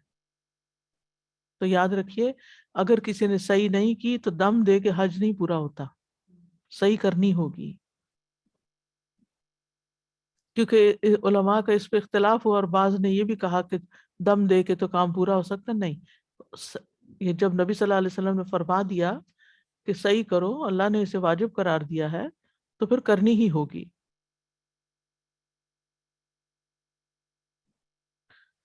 حضرت عائشہ کہتی ہیں ان دونوں کے درمیان طواف کا طریقہ تو اللہ کے رسول نے مقرر فرمایا، کسی کو اس بات کا حق نہیں کہ ان دونوں کے درمیان طواف کو ترک کرے، کسی کو حق نہیں، چھوٹا بڑا بیمار تندرست جو حج کر رہا ہے اس کو یہ کرنا ہوگا۔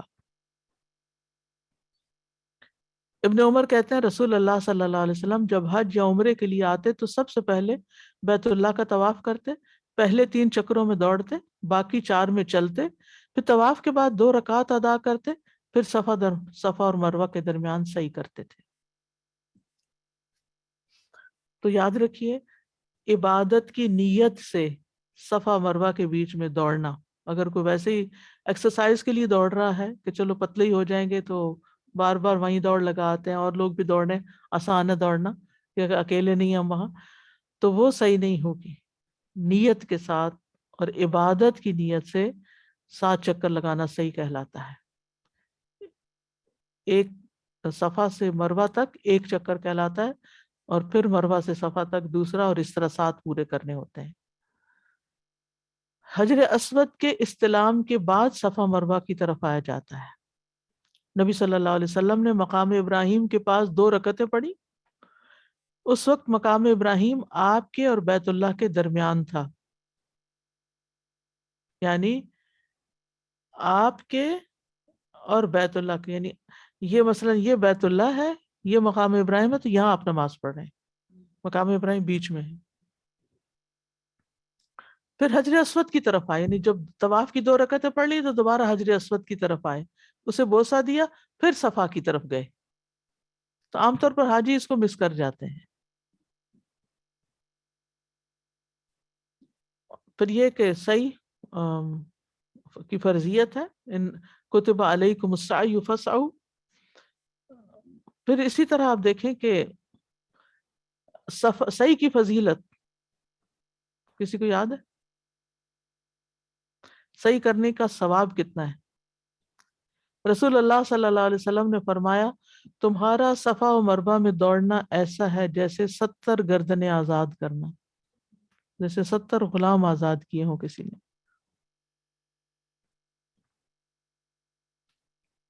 ابن عباس کہتے ہیں رسول اللہ صلی اللہ علیہ وسلم بیت اللہ کے طواف اور صفا مروہ کی سعی میں دوڑے تاکہ آپ مشرکین کو اپنی قوت دکھا سکیں کہ ہم مدینہ جا کر سوری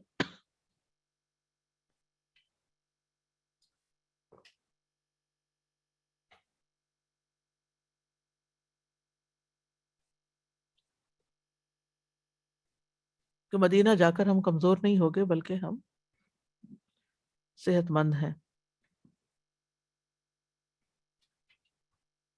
ابن عمر کہتے ہیں نبی صلی اللہ علیہ وسلم جب مکہ تشریف لائے تو آپ نے بیت اللہ کا طواف کیا، 2 رکعت نماز پڑھی، پھر صفا مروہ کی سعی کی۔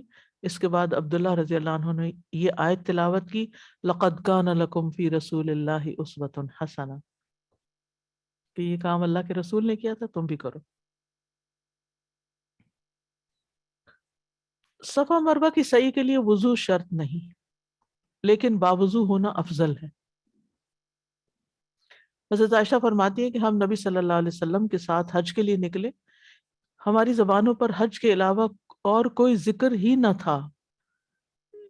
یہ بھی بڑا اہم جملہ ہے کہ جب ہم حج کے لیے نکلے تو بس حج ہی کا تذکرہ تھا، اور تلبیہ اور حج ہی سے متعلق سوچ بچار اور باتیں تھیں، ادھر ادھر کی باتیں نہیں کرنی چاہیے۔ پھر جب ہم مقام صرف پہنچے تو مجھے حیض آ گیا، میں اس غم سے رو رہی تھی کہ نبی صلی اللہ علیہ وسلم میرے پاس تشریف لائے۔ آپ نے پوچھا کہ کیوں رو رہی ہو؟ میں نے کہا کاش میں اس سال حج کا ارادہ ہی نہ کرتی۔ آپ نے فرمایا شاید تمہیں حیض آ گیا ہے؟ میں نے کہا جی ہاں۔ آپ نے فرمایا یہ چیز تو اللہ نے آدم کی بیٹیوں کے لیے مقرر کر دی ہے، اس لیے جب تک تم پاک نہ ہو جاؤ بیت اللہ کے طواف کے علاوہ حاجیوں کی طرح تمام کام انجام دو۔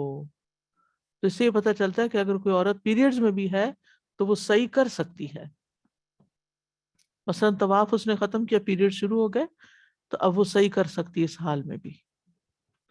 اور اسی سے پھر قیاس کیا گیا ہے کہ وضو نہ بھی ہو تو صحیح کی جا سکتی ہے۔ صفا مروہ میں صفا کی طرف سے صحیح شروع کرنی چاہیے، اور صفا پہاڑی کی طرف آ کر 3 بار یہ دعا پڑھنی چاہیے۔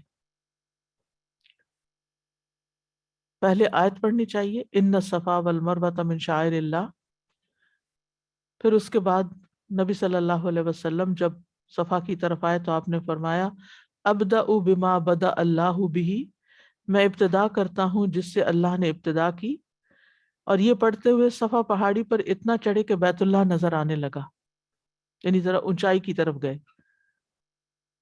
پھر قبلہ رخ ہو کر لا الہ الا اللہ اللہ اکبر کہا، پھر فرمایا لا الہ الا اللہ وحدہ لا شریک لہ لہ الملک ولہ الحمد وہو علی کل شیء قدیر، لا الہ الا اللہ وحدہ انجز وعدہ ونصر عبدہ وہزم الاحزاب وحدہ۔ اللہ کے سوا کوئی الہ نہیں، وہ اکیلا ہے، اس کا کوئی شریک نہیں، بادشاہی اور تعریف اسی کے لیے ہے، اور وہ ہر چیز پر قادر ہے۔ اللہ کے سوا کوئی الہ نہیں، وہ اکیلا ہے، اس نے اپنا وعدہ پورا کیا اور اپنے بندے کی مدد فرمائی اور تمام لشکروں کو تنہا شکست دی۔ آپ نے ان کلمات کے درمیان دعا فرمائی، آپ نے یہ کلمات 3 بار ارشاد فرمائے۔ یہ کلمات 3 دفعہ پڑھنے ہیں۔ یہ بتائیے کہ یہاں کون سے احزاب کی بات ہو رہی ہے جن کو اللہ اکیلے نے ہی شکست دی تھی؟ وہ احزاب جو غزوہ احزاب میں مدینہ کی طرف چڑھ دوڑے تھے، یہاں اس کی طرف اشارہ ہے۔ اور یہ سب سے سخت جنگ تھی، اور اس میں مسلمان ہلا مارے گئے تھے، اور اس میں اللہ سبحانہ تعالیٰ نے ان کی مدد کی تھی، اور یہ تاریخ کا ایک بہت بڑا واقعہ بن گیا۔ اسی کے نام سے سورت بھی ہے، اور مسلمانوں کو اچھی طرح ٹیسٹ کر لیا گیا تھا، جانچ لیا گیا تھا کہ وہ سخت مشکل حالات میں بھی اطاعت گزار ہوتے ہیں یا نہیں، اور منافقین چھٹ کر الگ ہو گئے تھے۔ تو اس وقت ان احزاب کو 1 مہینے تک یہ گروہ جو تھے پورے مکہ سے اور عرب کے اطراف سے مسلمانوں پہ چڑھ دوڑے تھے، اور اندر سے بنو قریظہ نے بھی عہد شکنی کی تھی۔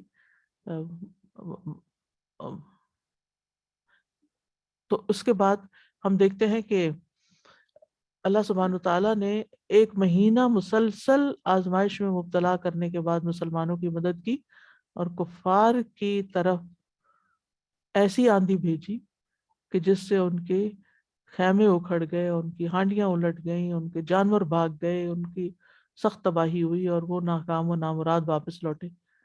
حیرت کی بات یہ کہ اس آندھی کا کوئی حصہ مدینہ کی طرف اور مسلمانوں والی سائڈ میں نہیں تھا، یعنی مسلمان جس طرف تھے درمیان میں خندق تھی، ایک طرف مسلمان تھے اور دوسری طرف مشرکین اور گروہ جو باہر سے لڑنے کے لیے آئے تھے. تو اس خندق کے پار جس طرح مشرکین تھے سخت آندھی تھی، اور خندق کے اس طرف جہاں مسلمان تھے وہاں امن اور چین تھا، کچھ بھی نہیں تھا. تو یہ اللہ تعالیٰ کی خاص مدد تھی جس کا اس موقع پر شکرانہ ادا کرتے ہوئے ذکر کیا جاتا ہے کہ انجز وعدہ و نصر عبدہ و ہزم الاحزاب وعدہ، کیونکہ اس موقع پر منافقین نے یہ کہنا شروع کر دیا تھا کہ ما وعدنا اللہ و رسولہ الا غرورا، کہ ہم سے اللہ اور اس کے رسول نے دھوکے پر مبنی وعدے کیے. ان کے وعدے تو بس دھوکہ ہی تھے، مدد نہیں آئی اور ہم اتنی مشکل میں پڑ گئے. تو اس کا بھی ذکر کیا گیا کہ انجز وعدہ ونصر عبدہ محمد صلی اللہ علیہ وسلم وہزم الاحزاب وحدہ. ابن عمر کے بارے میں آتا ہے کہ صحیح کرتے وقت وہ یہ دعا پڑھتے تھے، رب اغفر ورحم وانت الاعز الاکرم، اے میرے رب بخش دے اور رحم فرما اور تو ہی عزت اور بزرگی والا ہے. پھر یہ کہ صفا سے مروہ کی طرف آتے ہوئے مرد سب ستونوں کے درمیان دوڑے. جابر بن عبداللہ کہتے ہیں کہ آپ مروہ کی طرف اترے یہاں تک کہ جب آپ کے قدم نشیبی جگہ تک پہنچے، یعنی جو نیچے کو ہے، آپ دوڑے یہاں تک کہ جب آپ کے قدم نشیبی جگہ سے اوپر چڑھنے لگے تو آپ عام چال چلنے لگے حتیٰ کہ مروہ تک پہنچ گئے. ٹھیک ہے، یعنی سارا راستہ نہیں دوڑنا ہوتا بلکہ ایک مخصوص مقام پر جس کو گرین لائٹس کے ذریعے اب ہائی لائٹ کر دیا گیا ہے.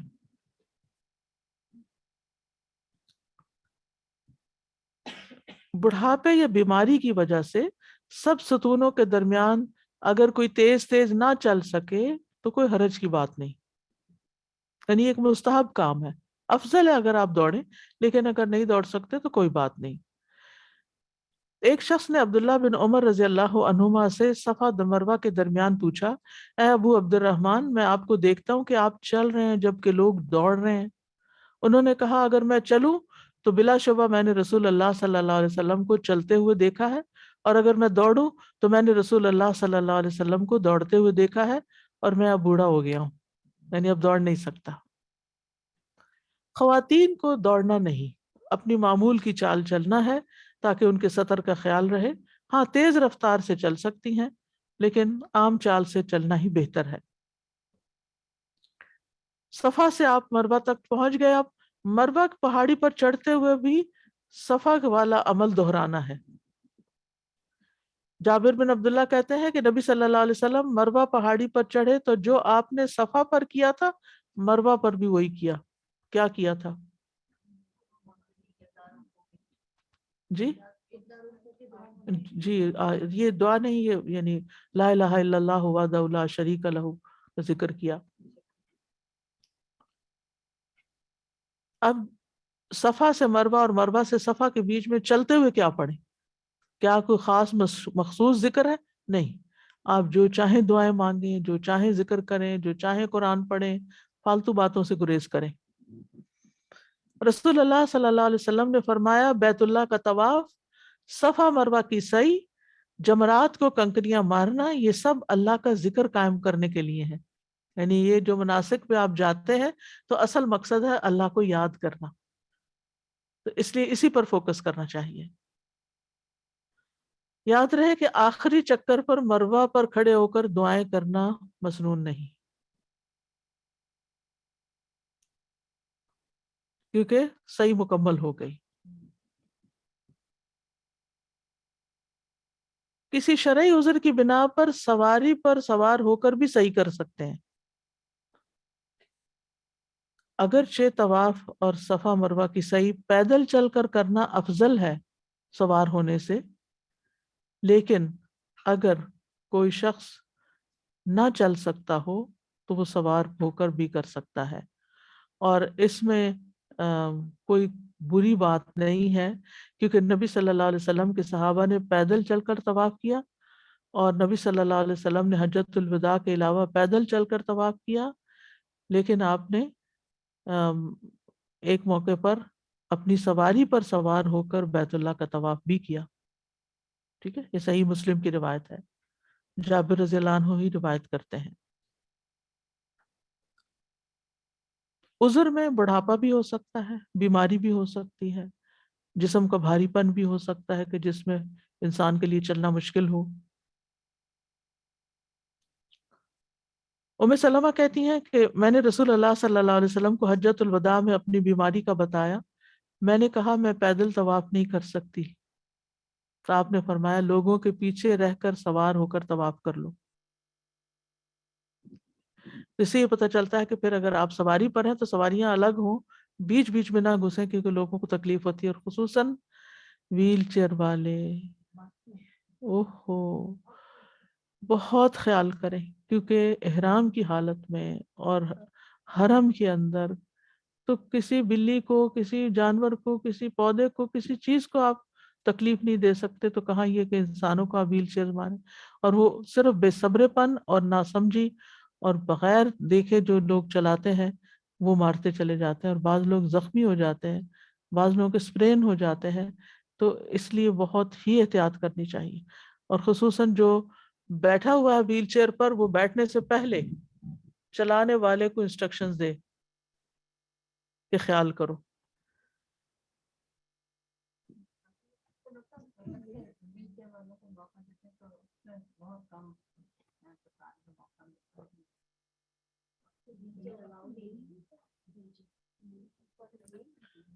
وقتاً فوقتاً یہ قانون بدلتے رہتے ہیں، کبھی نیچے ویل چیئر الاؤ کر دیتے ہیں، کبھی ویل چیئر نیچے الاؤڈ ہی نہیں، کبھی ویل چیئر کا الگ حصہ کر دیتے ہیں، کبھی ویل چیئر اور سب اکٹھے ہی چل رہے ہوتے ہیں۔ تو جیسا بھی موقع ہو، بہرحال احتیاط لازم ہے۔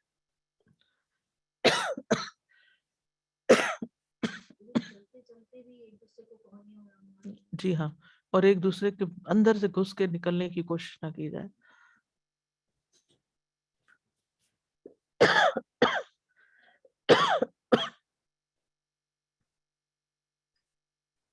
دوران صحیح نماز کا وقت آ جائے تو پہلے نماز ادا کی جائے گی، کیونکہ جماعت ہوتی ہے نا حرم میں۔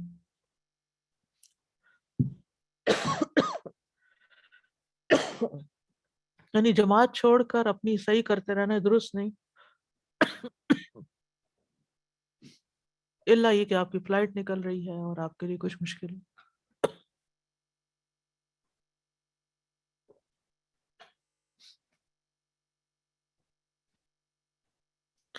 طواف کے بعد اگر صحیح کرنے میں کچھ تاخیر ہو جائے تو کوئی حرج نہیں۔ مثلاً آپ نے صبح کے وقت طواف کیا، آپ بہت تھک گئے، اب آپ بیچ میں تھوڑا ریسٹ کر کے پھر صحیح شروع کرنا چاہتے ہیں، کوئی حرج نہیں، وہیں بیٹھ جائیں۔ اگر کھانا کھانا ہے آپ کو کھانا کھا لیں، یعنی کوئی بھی چیز ہو۔ عطا اور حسن بصری پہلے پہر طواف کر کے پچھلے پہر صفا مروہ کی صحیح کرنے میں کوئی حرج محسوس نہیں کرتے تھے، یعنی لمبا گیپ بھی ہو سکتا ہے۔ دوران صحیح کی فضیلت کو ذہن میں رکھیں کہ کتنا اجر و ثواب کا کام ہے، ایک ایک قدم اللہ کے راستے میں اٹھ رہا ہے۔ دنیا کی گفتگو نہ کریں، اللہ کے ذکر کی کثرت کریں۔ بعض لوگ صفا مروہ پر دعائیں کیے بغیر گزر جاتے ہیں، یعنی وہ مخصوص ذکر تو کرنا ہی ہے، اس کے علاوہ دعا بھی کر سکتے ہیں، تو وہ دعا کرتے ہوئے یعنی اس وقت دعا بھی مانگے، راستہ چلتے ہوئے بھی مانگے، صفا پہ بھی مانگے، مروہ پہ بھی، لیکن آخری جب ختم کرے تو اس وقت کوئی مخصوص دعا نہیں ہے۔ اب سوال یہ پیدا ہوتا ہے کہ حاجی پر کتنی دفعہ صحیح کرنا واجب ہے؟ حج تمتع کرنے والا 2 دفعہ صحیح کرے گا، ایک جب وہ آئے گا اور عمرہ کرے گا تو عمرے کی صحیح ہوگی، دوسرے حج کے مناسک ادا کرنے کے بعد منی عرفات میں جب طواف افاضہ کرے گا تو اس وقت دوبارہ صحیح کرے گا۔ لیکن حج قران والا ایک ہی صحیح کرے گا، کیونکہ اس نے حج اور عمرے کو اکٹھا کر لیا ہے، اور حج افراد کرنے والا بھی ایک ہی صحیح کرے گا، جو قربانی کے دن طواف زیارت کے بعد کی جائے گی۔ ٹھیک، یعنی حج افراد کرنے والا جیسے مکہ داخل ہوا ہے یا مکہ کے اندر ہی ہے، چاہے تو طواف قدوم کر لے، پھر چلا جائے مناسک ادا کرنے، واپس آ کر طواف افاضہ کرے، اور اس کے ساتھ ساتھ صحیح کر لیں۔ حضرت عائشہ رضی اللہ عنہا سے روایت ہے کہ وہ صرف کے مقام پر حائضہ ہو گئی اور عرفہ کے دن حیض سے پاک ہوئی، تو رسول اللہ صلی اللہ علیہ وسلم نے ان سے فرمایا کہ صفا اور مروہ کا طواف تمہارے حج اور تمہارے عمرے کی طرف سے کفایت کر جائے گا، کیونکہ انہوں نے پھر تمتع کی نیت کس سے بدل لی؟ قران سے، کیونکہ اب کو تمتع کا تو وقت نکل گیا تھا نا، پہلا عمرہ، ان کا عمرہ فسخ ہو گیا تھا، پیریڈ شروع ہو گئے تھے، تو انہوں نے پھر صرف حج کی صحیح کی تھی، ان کو دوبارہ عمرہ کرنے کی ضرورت نہیں تھی، لیکن ان کی خواہش تھی کہ باقی لوگ حج اور عمرہ دو دو چیزیں کر کے لوٹ رہے ہیں اور میں نے ایک ہی چیز کی ہے، تو اس خواہش کی وجہ سے نبی صلی اللہ علیہ وسلم نے ان کو دوبارہ عمرہ کروا دیا تھا، لیکن اگر وہ نہ کرتی تو بھی ان کا حج مکمل ہو چکا تھا۔ کہنے لگی یا رسول اللہ یرجع الناس بعمرۃ وحجۃ وارجع وانا بحجۃ،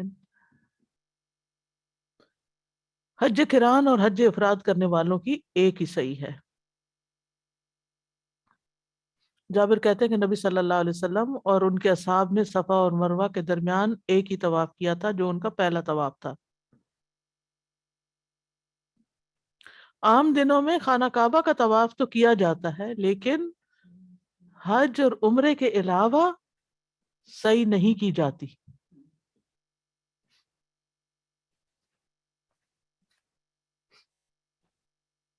صحیح کے اختتام پر حلق یا قصر، بال منڈوانا یا کتروانا، اب اس کا وقت آ جاتا ہے۔ تو حج تمتع کرنے والے صحیح کے بعد اپنے بال منڈوائیں گے یا کتروائیں گے۔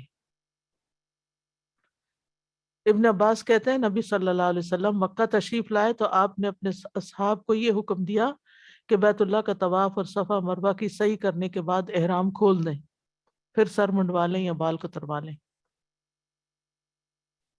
مردوں کے لیے بال کتروانے سے زیادہ بال منڈوانا زیادہ افضل ہے۔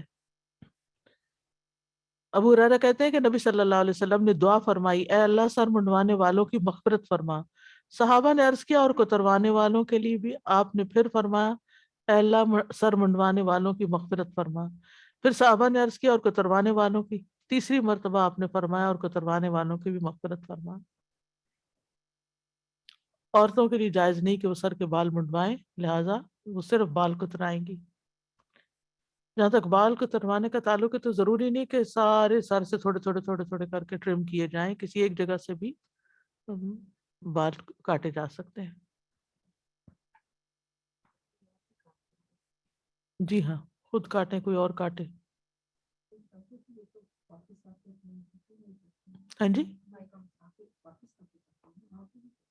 مروہ کے پاس وہ ایک جگہ ہے، وہاں پر کھڑے ہو کے کر لیتے ہیں۔ جی، وہ ایک طرف ہو کے کر سکتے ہیں، اور اگر آپ واپس آ کرنا چاہیں تو واپس آ کے اپنے ہوٹل میں کر لیں، وہ زیادہ ایزی ہے۔ شرط یہ کہ بھول نہ جائیں، کیونکہ کچھ لوگ واپس آ کے پھر تھکے ہوئے ہوتے ہیں، ایک دم سو جاتے ہیں یا کچھ۔ اس کے بعد جی آپ سوال کیجیے۔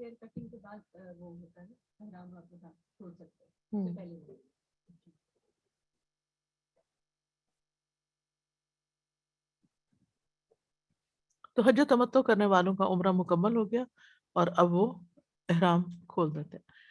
یہاں تک ابھی تک عمرے کی ساری باتیں ہو رہی تھی، یعنی حج کا سفر شروع ہو چکا ہے، حج تمتع جس میں پہلے عمرہ ہوتا ہے، اور عمرے کے یہ سارا طریقہ آپ کو بتایا گیا۔ عمرے کے 3 ارکان ہیں یا 4، اس میں علماء میں اختلاف ہے، بعض کہتے ہیں 3 ارکان ہیں، بعض کہتے ہیں 4 ارکان ہیں۔ 3 والے کیا سمجھتے ہیں کہ نیت اور طواف اور سعی، اور 4 والے حلق اور قصر کو بھی اس میں شامل کر لیتے ہیں۔ ایام حج، جی سازا جی، جو آپ نے بتایا کہ حجر اسود کے استلام کے بعد صفا کی طرف جایا جاتا ہے جب صحیح شروع کرنی ہے، تو اس وقت اگر جیسے آپ نے کہا کہ زیادہ تر لوگ یہ مس کرتے ہیں، اگر کسی نے نہیں کیا ہوا تو اس کے لیے پھر کوئی کیا ہے؟ حرج نہیں، بس یہ کہ مستحب ایک ہے، مستحب عمل تھا جو مس ہو مستحب گیا۔ عمل جو نہیں کر سکے۔ اوکے۔ یہ بھول ہی جاتے، جیسے آپ نے ابھی کہا کہ ہوٹل میں چلے جاتے ہیں تو پھر بھول جاتے ہیں، یہ لٹرلی کس کوئی بھول گیا 2 دن تک اس کو یاد ہی نہیں رہا کہ بھی میں نے کاٹے ہی نہیں بال، پھر تو احرامی کی حالت میں ہے، اگر اس نے کوئی احرام کی خلاف ورزی کی ہے تو اس کا پھر دم دے گا. ہوگا.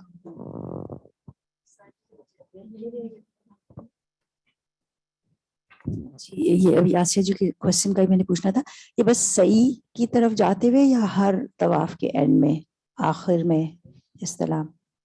طواف کے اختتام پر تو صرف اللہ اکبر کہہ کے ختم کر دیں گے، پھر زمزم پئیں، پھر اس کے بعد سعی کریں، اور پھر اس کے بعد نفل پڑھیں یا نفل پڑھ کے زمزم پئیں، دونوں طرح جائز ہے. اور پھر جب صفا کی طرف جانے لگے تو پھر استلام کریں.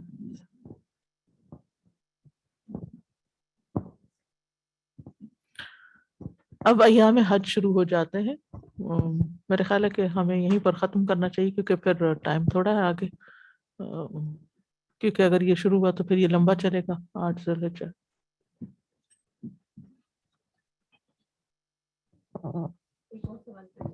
جی سوال کر لیجیے یا کوئی کامنٹ کر شاید لیجیے. کسی کو بینیفٹ ہو. کسی نے ریسنٹلی مجھ سے پوچھا اب جیسے ارلی سٹیج آف پریگننسی ہے اور ان کے لیے اب حج کا اتفاق ہے کہ ان کا نکل آیا، تو وہ ریکمنڈیشن پوچھ رہے تھے کہ ڈیلے کریں یا چلے جائیں. تو ظاہر ہے کہ جا بھی سکتے ہیں، یا اتنی پرسن ٹو پرسن ویری کر رہی ہوتی ہے چیز، تو ایسے میں کیا اپنے آپ کو گائیڈ لائن پہچانے کرنی چاہیے؟ آپ کتنی برداشت کر سکتے ہیں. حضرت اسماء بنت امیس کے بارے میں آتا ہے کہ ذوالحلیفہ پہ شاید ان کا بچہ پیدا ہوا تھا، تو یعنی فل ٹرم تھی پھر بھی چلی گئی. تو آپ کے اپنے اوپر ہے کہ آپ کی ہمت کیا ہے، آپ کی پریگننسی کیسے ہوتی ہے. کچھ خواتین کو کچھ بھی نہیں ہوتا، وہ سب کام آخر تک کرتی رہتی.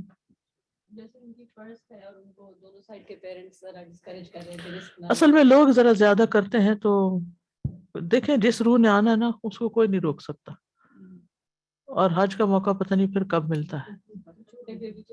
اور ارلی پریگننسی میں تو کوئی بوجھ بھی نہیں ہوتا. انسان اگر بہت زیادہ سکنس وغیرہ نہیں ہے تو کوئی حرج نہیں. یعنی اپنی طبیعت کو پہچاننا چاہیے، لوگوں کی باتوں پہ نہیں جانا چاہیے.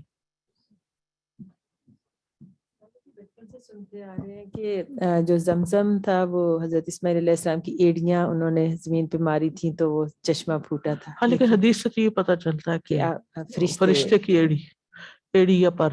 جی ایک سوال اور خیال آ رہا ہے، ایون دو اس کا ارکان سے یا عمل سے تعلق تو نہیں ہے، جیسے یہ حدیث میں جو آتا ہے کہ جبریل علیہ السلام کے پر سے وہ، تو کیا حاجرہ علیہ السلام نے ان کو ایز این اینجل دیکھا تھا؟ کچھ ہے اس میں واضح؟ کچھ نظر تو آیا تھا ان کو، یہ حدیث میں آتا ہے نا انہوں نے وہاں فرشتہ دیکھا. اب کس شکل میں دیکھا کیا نہیں یہ نہیں پتہ اس کا چلتا. کچھ نہیں پتا. اور اس کی آواز بھی سنی تو تبھی انہوں نے کہا کہ جو بھی ہو میری مدد کرو. یہ جو ابھی آج خیر کی بات ہوئی کہ فمن تطوع خیرن، تو الحمدللہ اتنے موقع ملتے ہیں وہاں پر، لیکن کئی لوگ بالکل درگزر ہی کر جاتے ہیں ان کو چیزوں کو. جیسے بہت سارے لوگ بیچاروں کو پتہ ہی نہیں ہوتا کہ لے کے کیا ساتھ لے کے کیا جانا ہے. کچھ چیزیں ہوتی ہیں جو کہ ہمارے پاس ہوتی ہیں، آپ نے احتیاطاً رکھی ہوتی. چھوٹی سی چیز ہے جیسے ویزلین ہے، ویزلین کا اکثر وہاں پہ بہت زیادہ ضرورت پڑتی ہے. ڈرائنس ہے، موسم میں کچھ نہ کچھ ہوتا ہے، تو لوگ اتنے وہ سٹنجی ہو جاتے ہیں کہ یہ ہم نے اب یوز کیا ہے تو ہم کسی کو کیسے دے سکتے ہیں. تو اس طرح کی چھوٹی چھوٹی چیزیں اگر آپ ایکسٹرا بھی رکھ لیتے ہیں تو کسی کے اور کے بھی کام آ جاتی ہیں. تو یہ چھوٹی چھوٹی نیکیاں جو ہم سوچ کے اگر پہلے سامان باندھتے وقت سوچیں تو بہت کچھ ہے جو کہ آپ گھر سے ہی صرف نیکیوں کا اپنے اہتمام. کسی اور کے بھی کام آ سکتے، یہ نیت میں رکھے انسان. بالکل. کوئی بھی چیز سب سے زیادہ میں نے نوٹس کیا کہ جب ہم کافی دیر پہلے 2 گھنٹے پہلے جا کے جگہ پہ بیٹھتے ہیں نماز پڑھنے کے لیے، اور اگر کوئی آ جاتا ہے تو اس کو جگہ نہیں دے رہے ہوتے لوگ، کہ مطلب یہ فیل کر کے کہ یہ تو اب آئے ہیں ہم تو کب سے بیٹھے ہوئے ہیں. سو اس وقت دل بڑا کر کے اگر جگہ دے دیں اور پھیل کے نہ بیٹھ جائیں تو یہ بھی بہت بڑی نیکی ہے کہ چلیں کوئی بات نہیں. اور حرم میں ہی جن لوگوں کو چیئرز پہ بیٹھنے کی مجبوری ہوتی ہے وہ زمین پہ بیٹھ کے نہیں عبادت کر سکتے، تو ان کے ساتھ چیئرز ہوتی ہیں. تو ایسا بھی دیکھا گیا کہ کچھ لوگ دوسروں کی چیئرز پل کر کے تو بندہ نماز پڑھ رہا ہے، اس نے جب بیٹھنا ہے تو وہ گئے. بعض اوقات بچے کھیل رہے ہوتے ہیں اور نمازی کے، میں نے خود دیکھا کہ کسی کے پیچھے سے چیئر پل کر لی انہوں نے اور وہ گر گئی. جی تو بچوں کو اگر آپ ساتھ لے جائیں تو پھر ان کو ڈسپلن بھی کریں تاکہ وہ دوسروں کے لیے اذیت کا باعث نہ بنے کہ آپ خود تو نماز پڑھ رہے ہیں اور پھر وہ شور مچا رہے ہیں. اور بعض اوقات یہ ہوتا ہے کہ ماں اپنی نماز میں مشغول ہے اور بچہ چھٹ کے صفوں کے بیچ میں گھومنے لگتا ہے اور پھر وہ کالے کالے برقعے ایک جیسے ہوتے ہیں, وہ بچہ ماں کو پہچان نہیں سکتا, وہ خوب شور مچا دیتا ہے. اس طرح کی کئی چیزیں ہیں جس سے دوسروں کو بہت اذیت ہوتی ہے. تو بہت احتیاط کی ضرورت ہے کہ ہمارے کسی بھی ایکشن سے دوسرے کو تکلیف نہ پہنچے.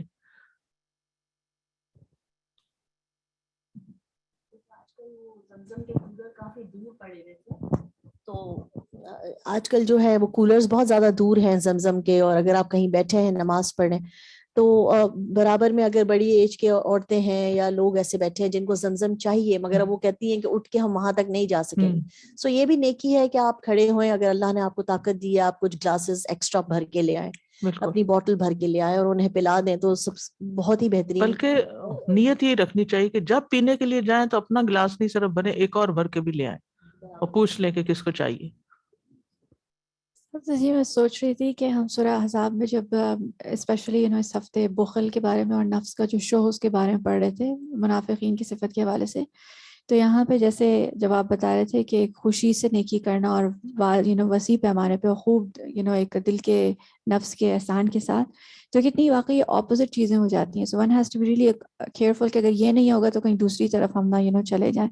And I think one thing about Hajar رضی اللہ علیہ السلام, میں ان کے بارے میں سوچ رہی تھی کہ جب کبھی ان کے بارے میں سوچو تو اتنی فیسنیشن ہوتی ہے کہ وہ گیو اپ ہی نہیں کرتی. لائک ان کو تو نہیں پتا تھا کہ 7 چکر کے بعد ایسا کچھ ہو ہی جائے گا. She keeps on going and then ان کو ڈر بھی نہیں لگتا کہ وہ اکیلی ہیں اور she just keeps on striving. And مجھے آئی تھنک سب سے بڑی بات یہ لگتی ہے کہ وہ بدگمان نہیں ہوتی. سبحان اللہ, ان کا اللہ تعالیٰ کے بارے میں کیسا اچھا حسن ظن ہے کہ وہ she tries and she has this توکل اینڈ ریلائنس آن اللہ سبحانہ تعالیٰ. اللہ تعالیٰ ہمیں یہ توفیق دیں کہ کیسے بھی حالات ہو ہمارا میں گمان سوچتی ہوں ہمیشہ کہ اللہ میں اچھا. اس محل میں کتنی خواتین ہوگی, اللہ نے ان کو کس بنا پہ چنا ہوگا.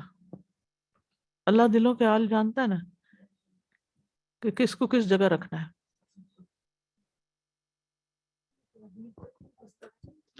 میرا نہیں خیال پہلے توحید پر تھی کیونکہ اس علاقے کا دین تو توحید نہیں تھا, لیکن حضرت ابراہیم کے پاس آ کے پھر مسلمان ہو گئی ہوں گی نا. لیکن استاد جی ہر ایک کی زندگی میں مجھے تو ایسے لگتا ہے جتنا میرا مشاہدہ ہے کہ ہر ایک کی زندگی میں اللہ تعالیٰ اس کو ضرور آزماتا ہے کہ کہاں پہ صبر کے ساتھ, برداشت کے ساتھ, اور پھر ہمارا رویہ پھر آگے سے کیسا ہوتا ہے. کئی دفعہ ہم کوئی غلطی بھی کر بیٹھتے ہیں, پھر بعد میں ندامت بھی ہوتی ہے, شرمندگی بھی ہوتی ہے, پھر انسان گرتا ہے پھر اٹھتا ہے, پھر گرتا ہے پھر اٹھتا ہے, لیکن کبھی کوئی سنبھل بھی تو جاتا ہے نا, کوئی وقت آتا ہے. بالکل. تو ہمیں یہ دیکھنا چاہیے کہ بس دس از دا ٹائم ناؤ کہ وی شوڈ اسٹاپ لائک گرمبلنگ اور یہ اعتراض کرنا, شک کرنا, ڈاؤٹس کرنا, اور ہمیشہ الزام دیتے رہنا دوسروں پہ ہی اور اپنے آپ کو نہ دیکھنا. تو اللہ تعالیٰ ہم سب کو اس بات کی ہدایت عطا فرمائے اور صراط مستقیم پہ رکھے.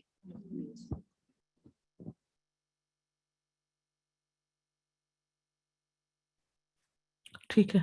سبحانک اللہم و بحمدک اشہد ان لا الہ الا انت استغفرک و اتوب الیک. السلام علیکم ورحمۃ اللہ وبرکاتہ. اللهم صل على محمد وعلى آل محمد كما صليت على إبراهيم وعلى آل إبراهيم إنك حميد مجيد. اللهم بارك على محمد وعلى آل محمد كما باركت على إبراهيم وعلى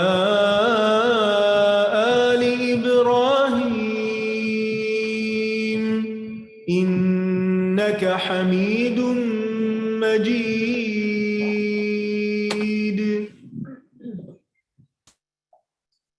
सब उठाने वापस से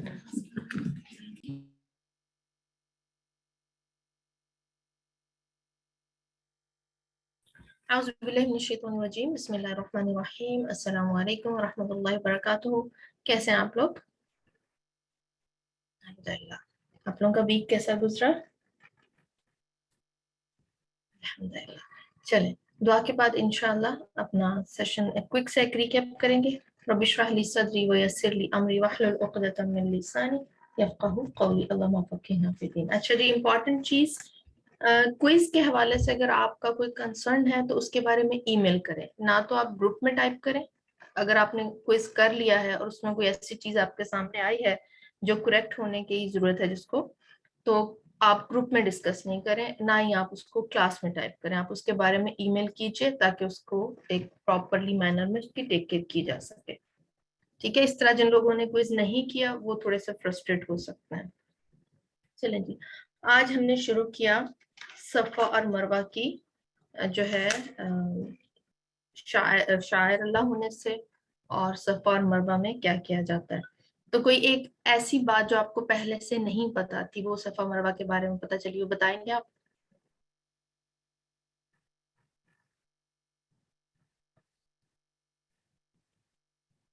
कोई एक बात जो आज आपको लगा कि आपने इस सेशन में नहीं सीखी है। नो वजू सिर्फ हैज में भी सही कर सकते हैं दोनों पहाड़ियों के नाम। पहले इन पहाड़ों पर बुत होते थे, ठीक है। ये तवाफ का हिस्सा एज सच नहीं है, ब्रेक करके कर सकते हैं, सही करते हुए वुज़ू की जरूरत नहीं। कितनी सहूलत है ना। तब भी बहुत सारी चीजें जो आज आपको पहली दफा सुनने को मिली और कुछ ना कुछ आपने सीखा। कितनी बड़ा एक जो ब्लेसिंग कह लें, अल्लाह ताला की रहमत है कि तवाफ क्या है, नमाज की तरह है, यानी वजू के बगैर मुकम्मल नहीं है, लेकिन सही बगैर वजू के कर सकते हैं। लेकिन आप देखें तवाफ का जो है उसकी फजीलत याद है आपको? तवाफ की फजीलत क्या थी?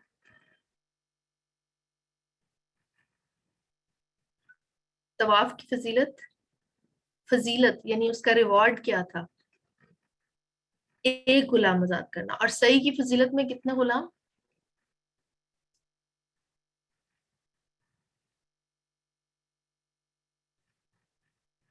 और दूसरे पर क्या है कि आप इसमें रुक भी सकते हैं, आप बगैर वजू को भी कर सकते हैं, और जैसे तवाफ कर लिया और उसके बाद हिम्मत नहीं हो रही तो डिले के बाद भी कर सकते हैं। कितनी सहूलत है ना। अच्छा, क्या तवाफ के हर चक्कर में सही के हर चक्कर में मखसूस दुआएं पढ़नी है?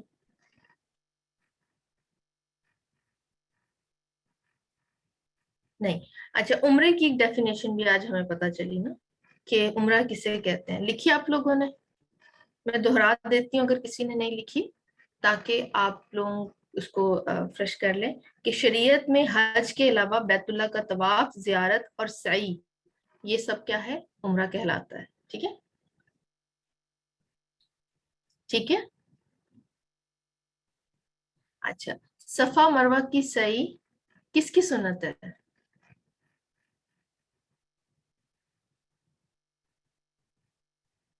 हजरत हाजरा रज़ियल्लाहु तआला अन्हा की।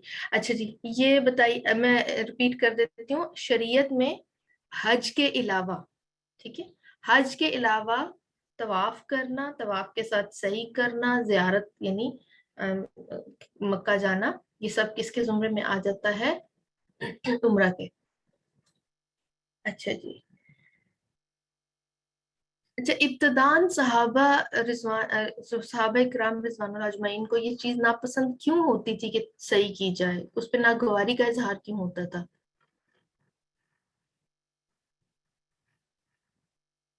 क्योंकि बुत रखे हुए थे और मुशरिकीन ये अमल करते थे, तो बाद मुसलमान होने के बाद थोड़ा सा उनको इस चीज में हुआ कि क्या वही चीज कंटिन्यू रहेगी।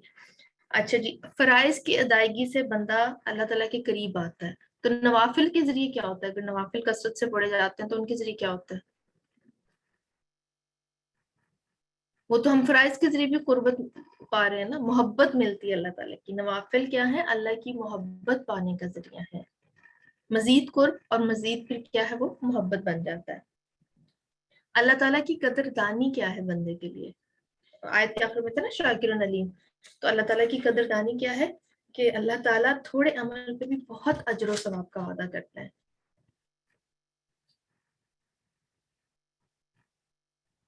اچھا صحیح، اگر آپ نے کسی بچے کو ایکسپلین کرنا ہے یا کسی شخص کو آپ نے ایکسپلین کرنا ہے کہ صحیح کیا ہے، تو آپ کس طرح اس کو ڈیفائن کریں گے؟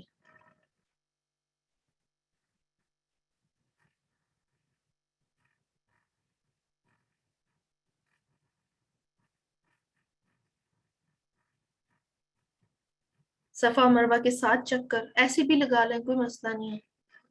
اس فارغ بیٹھے بیٹھے تو چلیں صفا مروہ کے 7 چکر لگا لیتے. نہیں، عبادت کی نیت سے صفا اور مروہ کے درمیان چکر لگانا، ٹھیک ہے، عبادت کی نیت سے، تو پھر یہ صحیح کہلاتا ہے. ویسے آپ حرم میں گئے ہیں، آپ اپنا عمرہ کر چکے ہیں، تو اس کے بعد آپ صفا اور مروہ کے درمیان چکر لگائیں تو کیا وہ صحیح کہلائیں گے؟ اچھا طواف کیا آپ نے، آپ کا حج ہو گیا، عمرہ ہو گیا، آپ نے اب نفلی طواف کیا، تو کیا اس کے بعد بھی صحیح کرنی ہے؟ نہیں کرنی. اچھا پھر ہم نے دیکھا ہے کہ جب 7واں چکر مکمل ہوتا ہے تو پھر حلق یا قصر، اور عورتیں اپنے تھوڑے سے بال ترشوا لیں. اگر ہم جیسے کینچی نہیں ہے پاس، فار ایگزامپل ہوتا ہے نا کبھی کبھی وہ چیکنگ کرتے ہیں دروازوں پہ، تو آپ کے بیگ میں اگر کینچی ہو، بلیڈ ہو، وہ کہتے ہیں اس کو باہر نکال دیں، اندر نہیں لے کے جانا.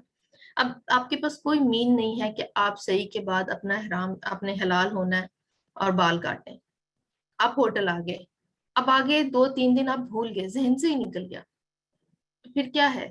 اس سچویشن میں کیا کریں گے؟ آپ ابھی بھی حالت احرام میں ہیں، ٹھیک ہے، جب یاد آئے اس وقت کاٹیں، لیکن یہ یاد رکھیں کہ حالت احرام ابھی آپ حلال نہیں ہوئے. جی نہیں یاد، اگر تو جاتے ہی یاد ہے. اب سچویشن سمجھیں، 1 منٹ آپ نا ٹائپنگ روکیں، ابھی ٹائپنگ روک دیں اور کوسچن کو سنیں، اور پھر اس کا جواب بھی دیتی ہوں، اس کو بھی سنیں.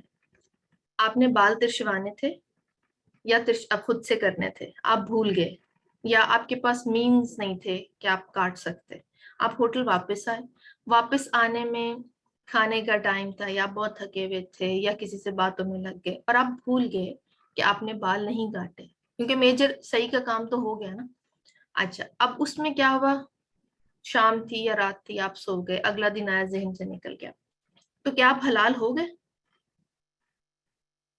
آپ حلال نہیں ہوئے، آپ کا احرام ابھی بھی قائم ہے، ٹھیک ہے. اب خدا نخواستہ آپ سے کوئی ایسا فعل سرزد ہو گیا جو کہ احرام کی حالت میں منع ہے. آپ حالت احرام میں ہے کیونکہ ابھی تک آپ نے بال اپنے قصر نہیں کیے یا ان کو ترشوایا نہیں ہے، کوئی ایسا فعل سرزد ہو گیا جو کہ ممنوع ہے، تو پھر اس صورت میں ممنوع فعل ہو جانے کی صورت میں دم دینا ہے، ٹھیک ہے. اگر کوئی ایسا کام نہیں کیا، آپ آتے ہی سو گئے، سو کے اٹھنے کے بعد یاد آیا، دین سمپلی کاٹ لیں، کوئی دم نہیں ہے. دو سچویشن سمجھ آ گئی آپ کو؟ ٹھیک ہے. ایک کیا ہے، جیسے ہی یاد آیا اس دوران آپ سے کوئی مسٹیک نہیں ہوئی، کوئی حرم کی جو ہے حرمت پامال، احرام کی حرمت کو آپ نے جی خود بھی کاٹ سکتے ہیں، ناٹ نیسسریلی کہ کوئی اور آپ کا کرے. جیسے استاذہ نے کہا نا کہ ضروری نہیں سارے سر کے بال ہی کاٹنے، آپ کوئی بھی ایک کلپ پکڑ کے تھوڑی سی اس کو خود سے کر سکتے ہیں. کیا حالت حیض میں صحیح ہو سکتی ہے؟ تو آپ تو نہیں کر سکتے، تو صحیح کر سکتے ہیں. اچھا حجر اسود کا استلام جو ہے صحیح سے پہلے واجب ہے یا مستحب؟